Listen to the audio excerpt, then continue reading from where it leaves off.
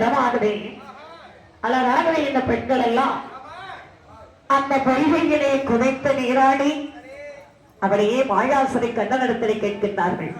கண்ணா, இந்த புடவையெல்லாம் கொடுப்பாய் என்று கேட்டார்கள். சரி, முடியாது என்று மறுத்தார். உடனே கரைக்கு வர வேண்டும் என்று சொல்லி இந்த 7 சொத்தகண்ணி பெண்களும் அவர்கள் என்ன நினைத்தார்கள் தெரியுமா? என்னமோ நினைக்கின்றார்கள். அந்த தாமரை செடி கொடிகளை எல்லாம் எடுத்து ஆடையாக கோர்த்து விடுத்தினார்கள். சரிதான். அப்படி ஆடையாக கோர்த்து விடுத்து கொண்டிருக்கின்ற போது மாயாசுரி கண்ணன் நினைத்தார், எப்படி நினைக்கின்றார்? இந்த பெண்கள் பொருட்களை களவச் செய்திருக்கின்றார்கள். பெண்களாக இருக்கின்றார்கள். இவர்களை சும்மா விடக்கூடாது, கடைசி வரைக்கும் ஆடை கொடுக்கவே கூடாது என்று சொல்லி உலகத்தை வெள்ளாடு வருகே நினைத்தார். என்று இந்த ஆடுகள் எல்லாம் அந்த செடி கொடிகளை எல்லாம் அத்துப்பிடிங்கி சாப்பிட்ட. சரி, அது மட்டுமல்ல, மீண்டும் அந்த பெண்கள் தண்ணீருக்குள் மறைந்து கொண்டார்கள். மறைந்திருக்கின்றார். பார்த்தார் மாயாசுரி கண்ணன். ஆமா, எப்படி அம்மா வருகின்றார்? எவ்வளவு நேரம் தான் தண்ணிக்குள்ள குளிச்சிட்டு இருக்க முடியும்? இந்த பெண்கள் எவ்வளவு நேரம் தான் இருப்பாங்க பார்க்கலாம். இந்த பெண்களை தண்ணீர் விட்டு வெளியே எழுப்பிடுமே, ஆனால் குளிர்ந்த என்பதாக வீச வேண்டும். அப்போதுதான் அந்த பெண்கள் திடீர்னு வெளியே வருவாங்க என்பதாகவே சொல்லி அம்மா என மாயாசுரி கண்ணன் அழைத்தார். எப்படி இந்த 7 பெண்களுக்கும் சரியான பாடம் கற்பிக்க வேண்டும். கண்டிப்பாக பாடத்தை கற்பிக்க வேண்டும். நம்முடைய தங்கையாக பார்வதா தேவிக்கு சரி அம்மா மலரெடுக்க முடியாமல் அவருடைய பூக்களை களவெடுத்திருக்கின்றார். இவர்களை சும்மா விடக்கூடாது என்ன சொல்லி என்ன செய்தா தெரியுமா? என்னமா செய்கின்றார்கள்? கண்ணனோட தேர்வாரு மாலை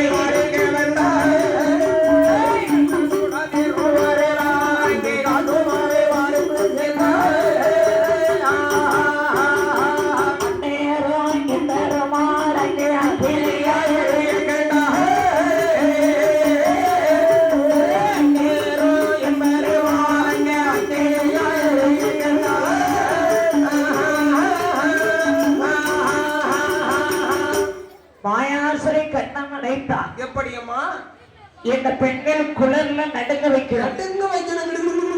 ஆடுதான் நம்ம வெப்பத்துக்கு வருவாங்க என்று சொல்லி மாயாசுரி கண்ணன் நல்ல காற்று, மழை, இடி, முழக்கம், மின்னல், பயங்கரமான குளிர்.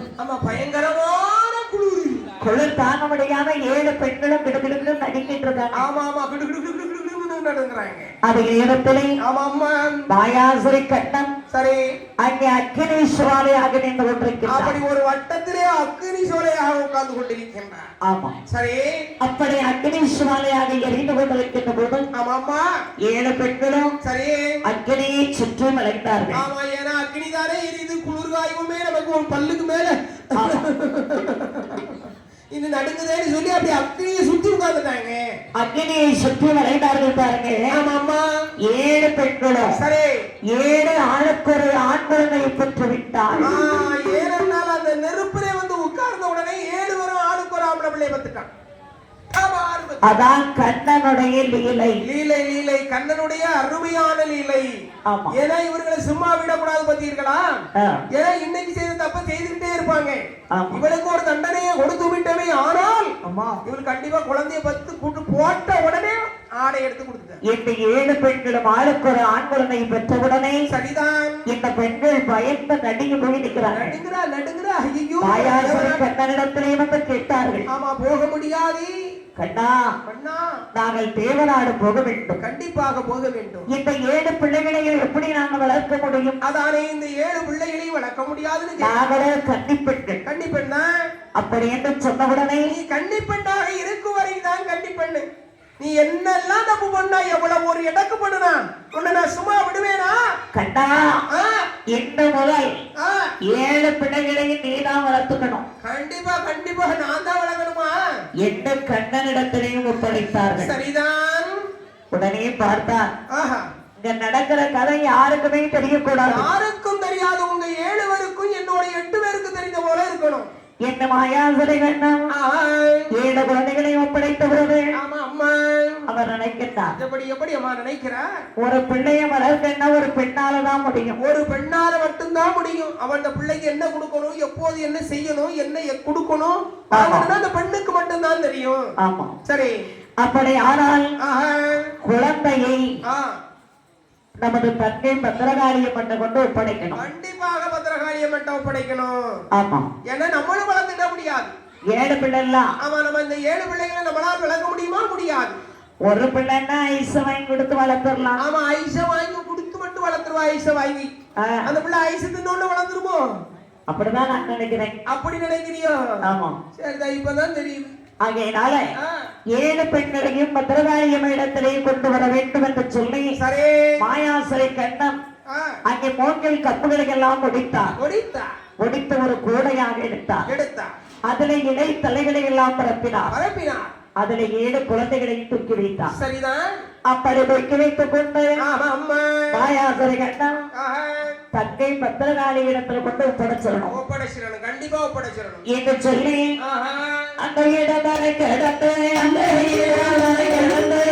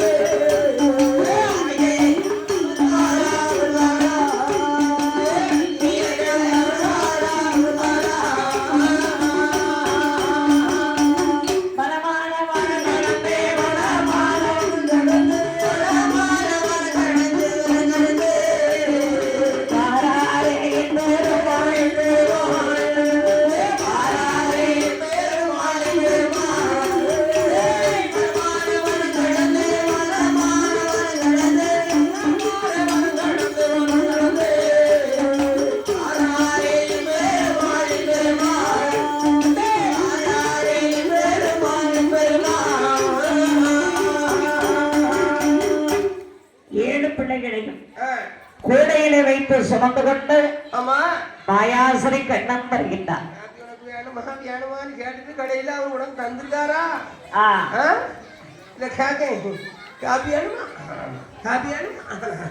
இன்னும் எல்லாத்துக்கும் காபி கொடுத்துட்டு அவரு அங்க போய் கேட்காரு. காபி அப்படி யாரால் சரி கூடையில சுமந்து கொண்டு வருகின்ற பொழுது மனமராத்திரங்கள் எல்லாம் இருந்த மாயாசுரை கண்ணன் வருகின்றார்கள். வருகின்ற பொழுது அம்மா பத்திரகாளி பார்த்தார். ரொம்ப சந்தோஷம். வேண்டாம், இனிமே வேண்டாம். இல்ல வேண்டாம், இப்படியே வேண்டாம். எல்லாரும் பழைய அப்படி யாரால் என்ன செய்தார்? மாயாசுரை கண்ணன் கூடையில சுமந்துட்டு வரும்போது அப்ப பத்திரகாளி பார்த்துட்டா.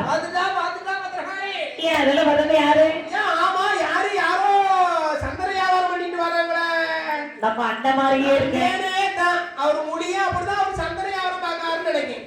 அப்படி என்று சொல்லி நினைத்துக் கொண்ட பத்திரகாளியம்மை இருக்கேன் என் பெருமானாகிய கண்ணன் தந்தை இடத்திலே வந்தான். என்னம்மா எப்பமா எப்படி வருகிறாள்? என்ன இது என்ன கூடையில என்ன வியாபாரம்? இதுதான் நமக்கு சந்தன வியாபாரம். கூடைய மெல்ல இறங்க மெல்ல இறங்க.